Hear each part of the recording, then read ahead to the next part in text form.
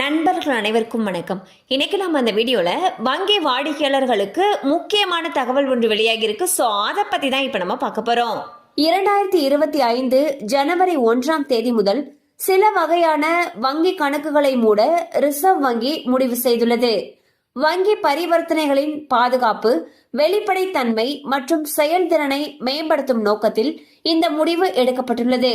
வங்கி அமைப்பை நெறிப்படுத்துவதன் மூலம் மோசடி நடவடிக்கைகளை, குறிப்பாக வங்கி கணக்குகள் ஹேக்கிங் செய்யப்படுவதை தடுப்பதையும், டிஜிட்டல் மயமாக்கல் மற்றும் நவீன மயமாக்கலை மேம்படுத்துவதையும் ரிசர்வ் வங்கி நோக்கமாக கொண்டுள்ளது. இந்த புதிய விதி அபாயங்களை குறைப்பதற்கும், வங்கி செயல்பாடுகளில் உள்ள குறைபாடுகளை நிவர்த்தி செய்வதற்கும், வாடிக்கையாளர்களுடைய நலன்களை பாதுகாத்து அவர்களுக்கு சிறந்த சேவைகளை வழங்குவதற்கும் வடிவமைக்கப்பட்டுள்ளது. ஜனவரி 1, 2025 முதல் இந்த புதிய வழிகாட்டுதல்களின்படி 3 குறிப்பிட்ட வகையான வங்கி கணக்குகள் மூடப்படும். அதில் முதலாவதாக டார்மண்ட் கணக்குகள்.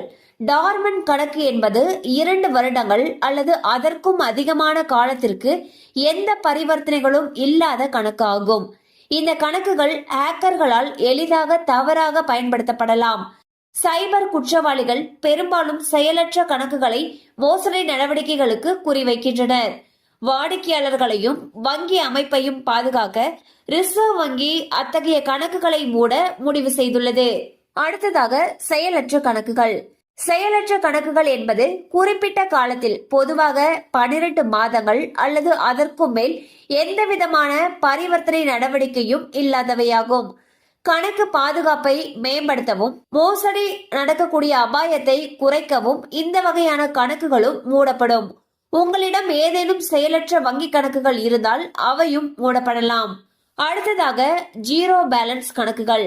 இந்த வகையான கணக்குகள் நீண்ட காலத்திற்கு ஜீரோ பேலன்ஸை பராமரிக்கும் கணக்குகளும் ஜனவரி 1 முதல் முடக்கம் செய்யப்படும். இத்தகைய கணக்குகளை தவறாக பயன்படுத்துவதை தடுப்பதற்கும், நிதி அபாயங்களை குறைப்பதற்கும், வாடிக்கையாளர்கள் தங்கள் வங்கிகளுடன் சுமூக உறவை பேணுவதை ஊக்குவிப்பதற்கும் ரிசர்வ் வங்கி இந்த முடிவை எடுத்துள்ளது.